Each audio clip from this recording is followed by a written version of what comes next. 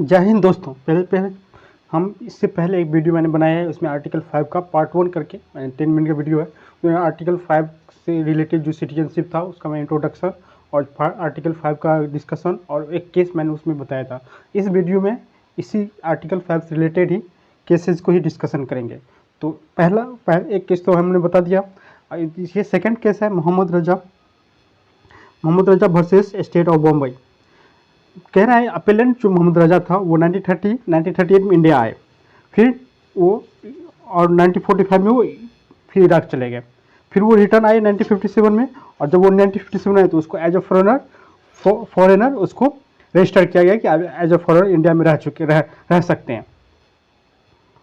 इसके बाद तो क्या होता है,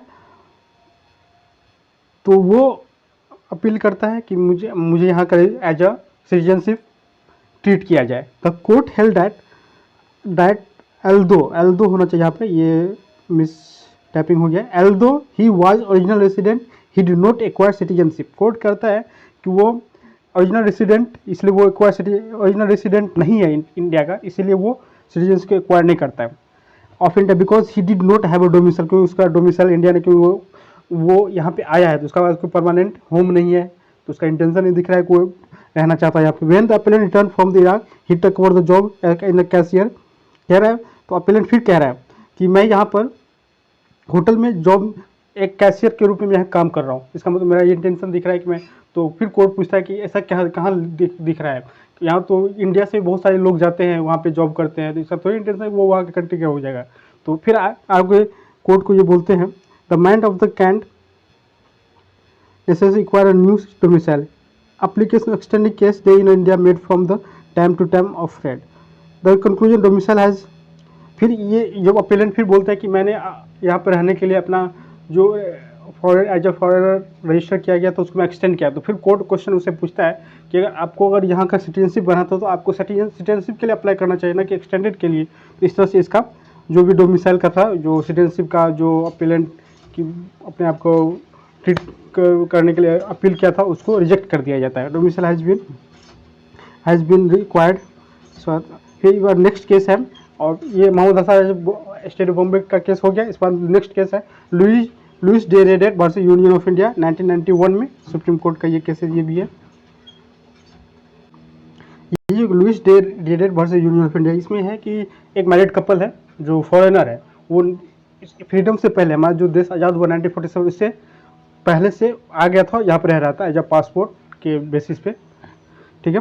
the petitioner was foreigner national challenge the order the central government expel from the India to failure. और ये फॉरेनर थे तो क्या किया, उसमें जो क्रिश्चियन मिशनरी था वो भी उसने अपने आप को इसमें इन्वॉल्व कर लिया, क्योंकि Christian missionary work they content become citizens. तो आर्टिकल 5C में क्या बोला गया था,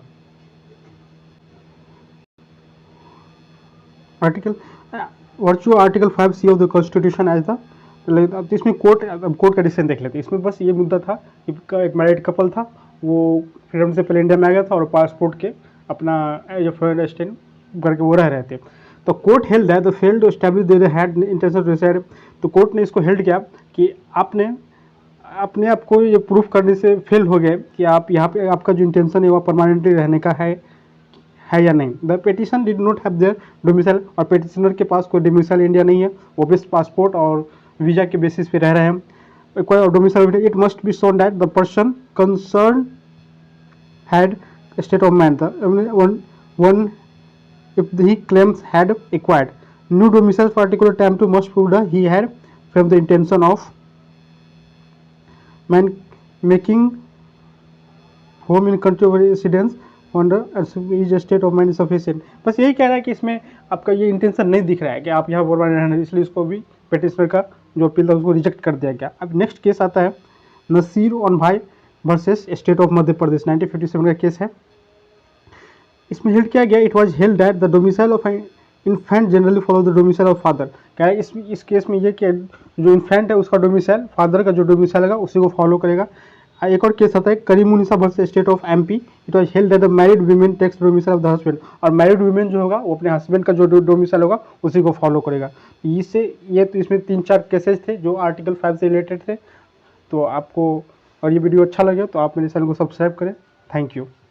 अब नेक्स्ट वीडियो में हम आर्टिकल सब 6, 7, 8, 9, 10 को हम कवर नहीं करेंगे, क्योंकि ये एक bare act language same to same, और आपको अच्छे से वेयर एक्ट में भी अच्छे से आप पढ़ेंगे तो उसमें हो जाएगा। इसमें कुछ इंपॉर्टेंट चीज़ें थी, इसमें आर्टिकल 5 इसके बाद हम आर्टिकल 12 को इंट्रोड्यूस करेंगे, या ठीक है, आर्टिकल 12 को यानी फंडामेंटल राइट का पहला आर्टिकल है, उसको हम डिटेल सेशन करेंगे। तो हम मिलते हैं नेक्स्ट वीडियो में। Thank you.